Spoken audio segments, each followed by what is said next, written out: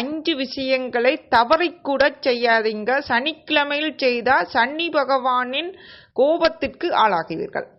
இந்த 5 விஷயங்கள் சனிக்கிழமையில் கட்டாயமாக செய்யக்கூடாது. அது எந்த நபராக இருந்தாலும் சரி, நீங்கள் யாராக இருந்தாலும் சரி, சனிக்கிழமையில இந்த விஷயங்களை செய்யாதீங்க.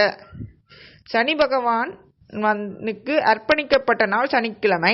சனி பகவான் கோபம், நேர்மை ஆகியவற்றின் அடையாளமாக கருதப்படுகின்றார். சனி பகவானை மகிழ்விப்பவர்களின் விருப்பங்கள் அனைத்தும் நிறைவேறும் என்பது ஐதீகம். சனி பகவானின் கோபத்தை தூண்டும் செயல்களை செய்யாமல் அவரை சாந்தப்படுத்த நாம் தவிர்க்க வேண்டிய சில விஷயங்கள் உள்ளன.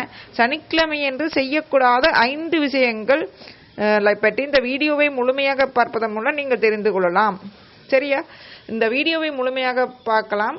நீங்கள் சனிக்கிழமையே நாங்கள் வெள்ளரச்சனி மட்டுமில்லாமல் அட்டமச்சனி என்று சனி பேச்சு நடந்து சனி கூடாதவர்களும் சனிக்கிழமை பிடிக்கிறீர்கள். அதே நேரம் சனி திசை கூடாதவர்கள் மற்றும் சனி உங்கள் ஜாதகத்தில் கூடாத இடத்தில் இருந்தாலும் சனிக்கிழமை விரதம் இருக்கலாம். காகத்துக்கு அன்னமிடலாம் மற்றும் கோயிலுக்கு சென்று நீங்கள் எள்ளெண்ணெய் தீபம் எரிக்கலாம். ஆனால் கோயிலான எள்ளெண்ணெய் தீபம் எரிக்கலாம்.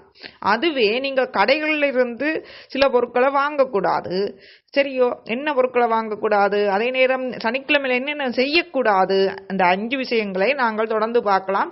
இது வசிரஜி தெய்வீகம் சேனல். வசிரஜி தெய்வீகம் சேனல்ல நான் என்ன தொடர்ந்து வருவதற்கு நீங்கள் சப்ஸ்கிரைப் பட்டனை கிளிக் பண்ணுங்க. இதில் ஏற்கனவே நான் உங்களுக்கு அனைத்து உங்களின் விஷயங்களும் நடக்க, அதாவது திருமணம் மற்றும் குழந்தை, தொழில், என்ன தொழில் நீங்கள் விரும்பி கேட்குறீங்களா, அரச தொழில் கேட்டாலும் சரி, தனியார் தொழில் கேட்டாலும் சரி, உங்களுக்கு குடும்பத்தில் ஏற்படும் பிரச்சனைகள், பிரிந்திருக்கிறவர்கள் சேர்றதுக்கு, திருமணம் நடக்கலைண்டா திருமணம் நடக்க, குழந்தை பாக்கியம் கிடைக்க, எதுவாக இருந்தாலும் சரி, கல்வி தடை என்றாலும் சரி, என்னென்றாலும் சரி, ஒரு விரதம் இருக்குது. அந்த விரதம் நெருங்கி வருது.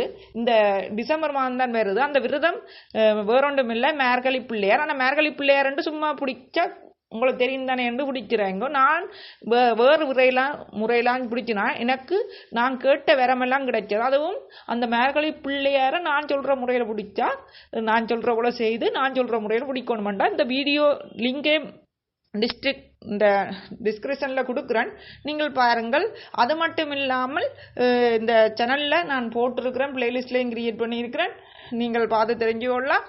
அது மட்டும் இல்லாமல் அந்த சேனல் அந்த வீடியோவை முழுமையாக பாருங்க, விளங்கும் என்றால் நான் வடிவாக சொல்லியிருக்கிறேன். என்ன முறையில் என்ன மாதிரி என்னென்று செய்து பிடிச்சா அந்த அதாவது மார்கழி மாதத்தில் அந்த விரதம் வரும். அந்த விரதம் முடிகிறதுக்கிடையில நீங்கள் அதிக பக்தியோடு பிடிச்சால், நான் சொல்கிற முறையில் பிடிச்சால், உங்களுக்கு அந்த விரதம் முடிகிறதுக்குள்ள தொடங்கி கொஞ்ச நாளுக்குள்ளேயோ அல்லது விரதம் முடிகிறதுக்குள்ளேயோ நீங்கள் நிற்கிறது வெகு விரைவில் நடக்கும்.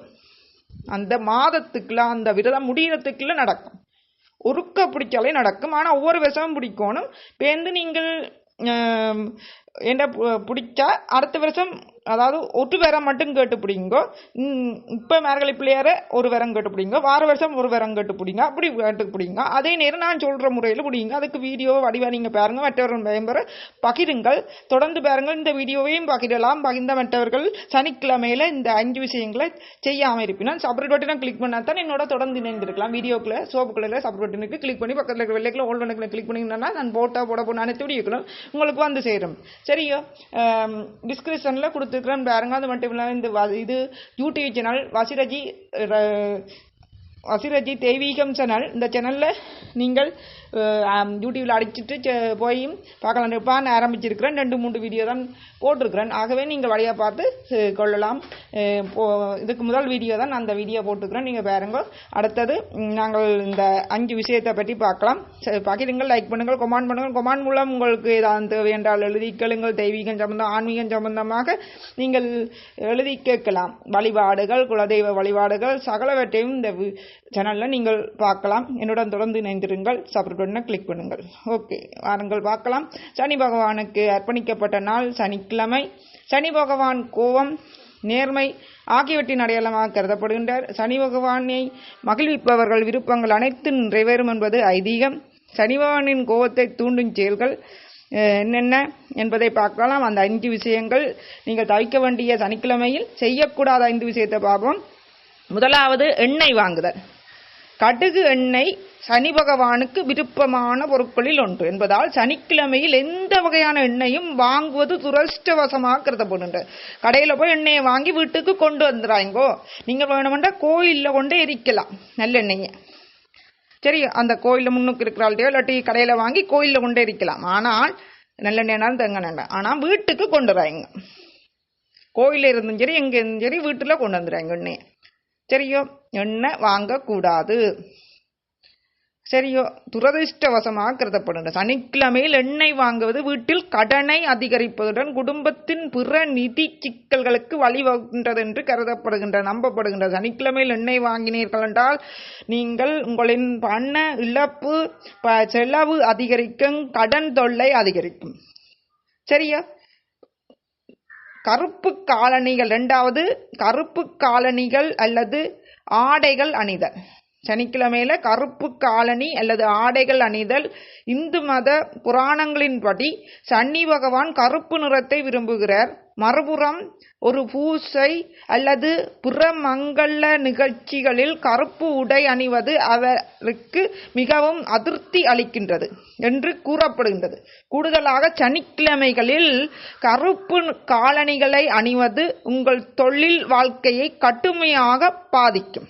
இவை இரண்டும் உங்கள் வேலையில் பதவி உயர்வு பெறுவதில் தடைகளை ஏற்படுத்தலாம். ஆகவே கருப்பு நிற காலணிகளை அணிவதை தவிர்க்கவும்.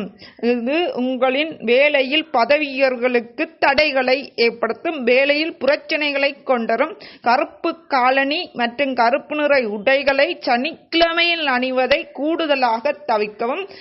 கருப்பு காலணியை அணிவதை தவிர்த்து வேறு கலர்களில் அணிவது தொழில் சாலைக்கு செல்லும் போது உங்களுக்கு நல்லதை கொடுக்கும். ஏனெனில் தொழிலுக்குரியவன் சனி பகவான் என்பதையும் நீங்கள் சூரியன் மட்டுமில்லாமல் சனி பகவானும் தொழிலுக்குரியவர்களே. ஆகவே அவரையும் நீங்கள் வணங்குவது உங்களுக்கு நன்மையை தரும். அடுத்தது 3வது, துடைப்பம் வாங்குதல்.